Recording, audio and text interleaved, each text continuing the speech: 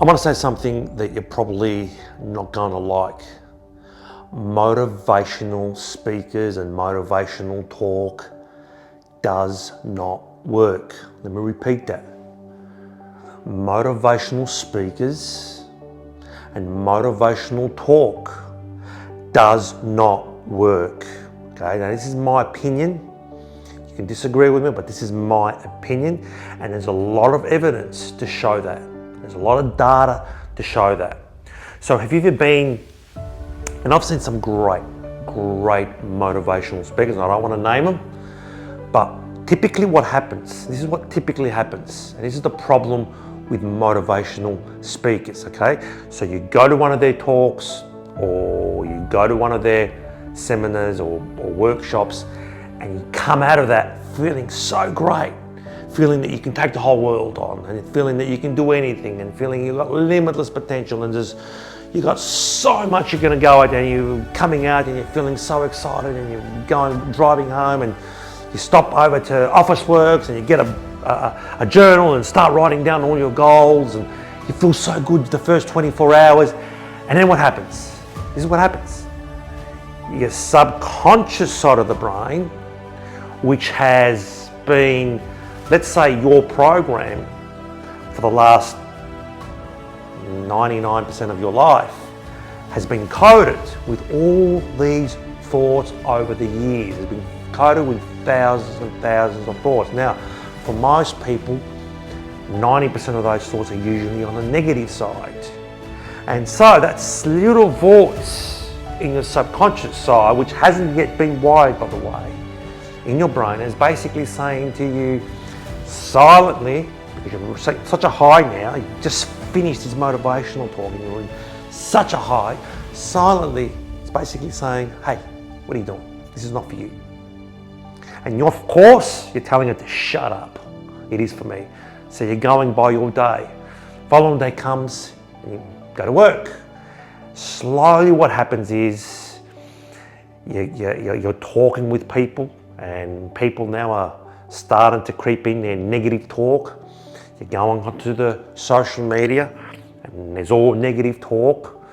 You're speaking them into family members, and they're talking their negative talk, and slowly the subconscious mind pops up and says, yep, so I told you this is not for you.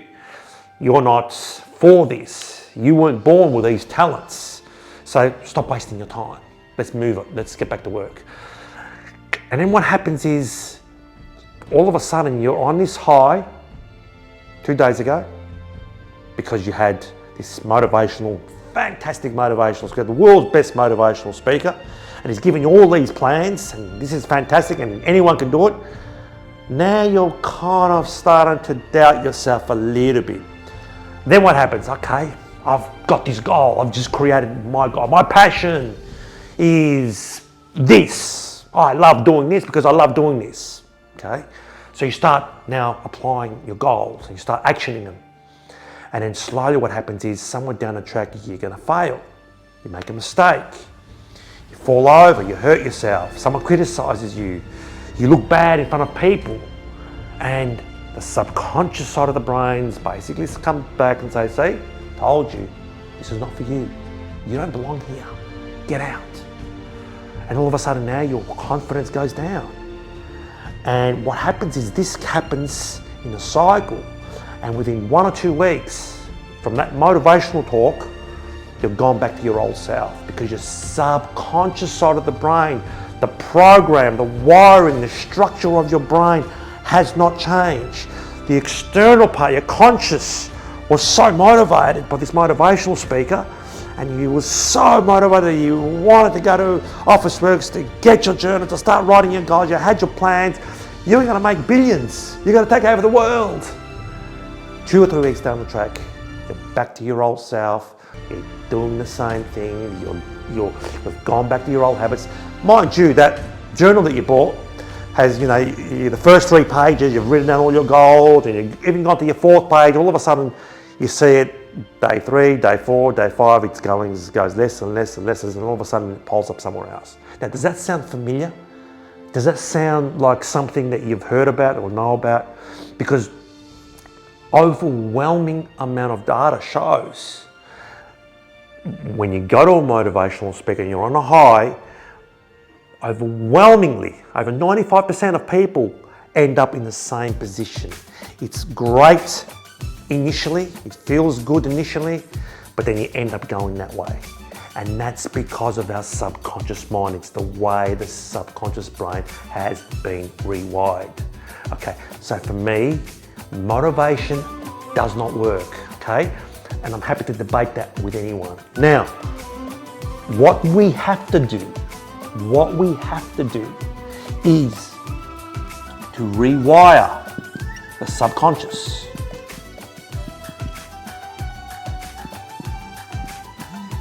That's the first thing we've got to do, is rewire the subconscious brain. Because remember, you've had all your life of this kind of thinking. Remember, your subconscious is your program. It's structurally programmed your brain because of all the years of data. Like an AI, you've given it all these years of data and you're giving it all these programs and rules, and now it just follows it. It's very hard for one motivational speaker to change that. Difficult, it's almost impossible. As good as they are as motivational speaking, it's hard. So we have to now really reprogram all that. And that takes hard work. Anyone that tells you, any single person that tells you this is easy, it's not, it's hard. It takes hard work. Anyone tells you that I've got the secrets to making you wealthy, I've got the secrets to giving you the unlimited love, it's wrong. No, it is hard, okay? So, let me put it out there. This is not easy stuff. It is hard stuff. And anyone tells you it's not is talking nonsense. Now, for me, there's a thing that I've been taught called deep learning practices. And these practices, deep learning practices, were taught to me. They were taught to me at a time when I just couldn't get ahead because my brain, my subconscious brain, I didn't know it at the time, was structurally not changing. And so deep learning practices help me rewire my subconscious. Now, what did it do? What does deep learning practices do ultimately? The deep learning practices ultimately what they do, they create and find your ecstatic desire. So the purpose of this deep learning practices is to rewire our brain, our subconscious side, doing these practices. Again, I'm not saying it's easy. Doing these practices daily, okay, to rewire our subconscious so we can find our first goal, our ecstatic desire. The brain needs an ecstatic desire. Now, what's an ecstatic desire? And that too takes work to find. Unfortunately, for most of us, we create desires that we think is our desires because our friends have told us, or it's been programmed to us over the years, and this is our direction. In many ways, our desires are not probably our real desires. I know for me, what I thought were my desires after I was doing deep learning exercises and practices weren't my ecstatic desires. And so my life changes. So what's an ecstatic desire? What is an ecstatic desire?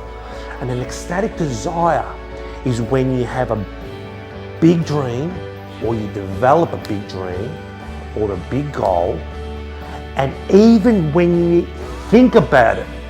So you develop a big dream that is yours through deep learning practices, and the moment you hit an ecstatic desire, you know it because the moment you even think about it, you're full of joy. Your whole body is joyful. There's this limitless happiness that goes through your body. And then when you take action towards your ecstatic desire destination, you actually become happier.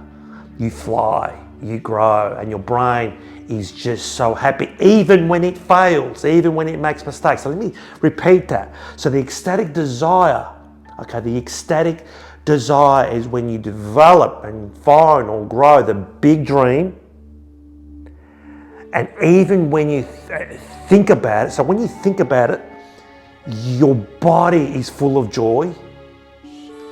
And when you do actions towards that desire, towards that ecstatic desire, you become happier.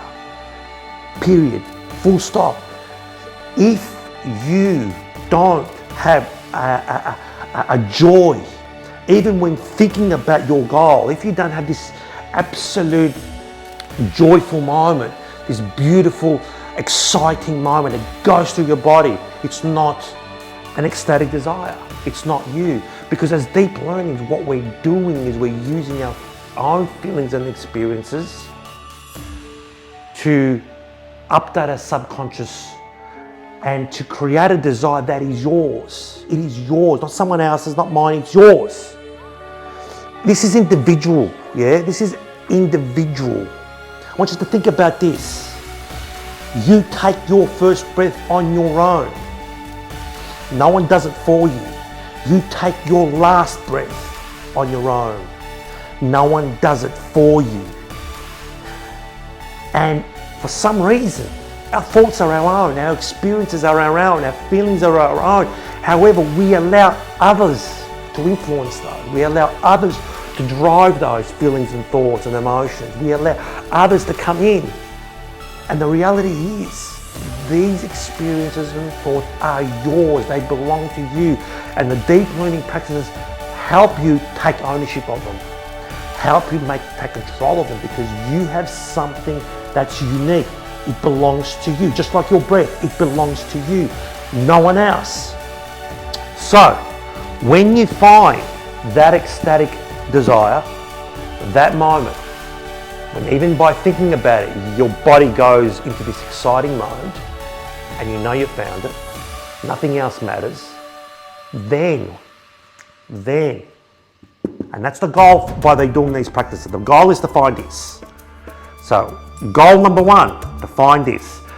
Goal number 2 is to master the deep learning practices.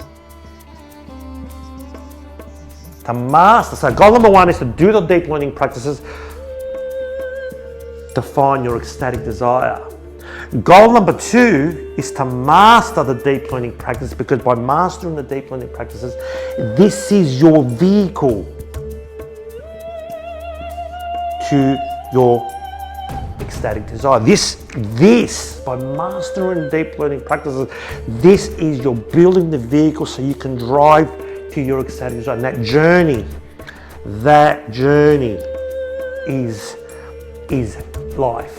Because in that journey, because you've got this, in that journey, what's going to happen? You're going to have problems, you're going to fall over, you're going to make mistakes, you're going to keep going, because what keeps you going is this. Because you know you're on your pathway to this. And if you look at all the greats, if you look at the greats that have come by through us, you know, you look at Steve Jobs, you look at Nelson Mandela, you look at Michael Jordan, you look at Kobe Bryant, all these people, they had this ecstatic desire. And they had a pathway, they were masters of what they did, they were master deep learners. And because they had this, they found this. Because if you don't find this, if you can't find an ecstatic desire, it doesn't matter how great anything is. When we talk about motivational speakers, it doesn't matter. It doesn't matter. Because if that goal, doesn't matter how good your motivation, if your goal is not ecstatic, it's not going to push you through the hard moments, the difficult moments, the moments where you're falling down, the moments where people don't understand what you're doing, you know, these moments where you really have to dig deeper. This is not easy stuff, by the way. Anyway, I'm not saying this is easy, yeah? But this is a pathway. So you use the deep learning practices to create and find your ecstatic desire. which is individual, which is yours, and then we master the deep learning practices. We master the deep learning to create the vehicle so we can drive towards our aesthetic desire. So when we found it, can't ignore it anymore, we've got to drive to it. And through that drive, there's going to be problems. There's going to be people trying to stop us. There's going to be massive mistakes. There's going to be accidents. There's going to be falls. We're going to get hurt. That's when we push through. You look at the great champions in sports, they always push through even when it's hard, even when it's almost impossible, because they've got this and they've mastered this. And that's why I say, going back to my original point, motivational speakers and motivational stuff externally is a very external thing. It doesn't work. You've got to go internal, and we've got to rewire the brain, because if not rewiring the brain structurally, not much is going to change. And so for me, that's why motivational speakers do not work.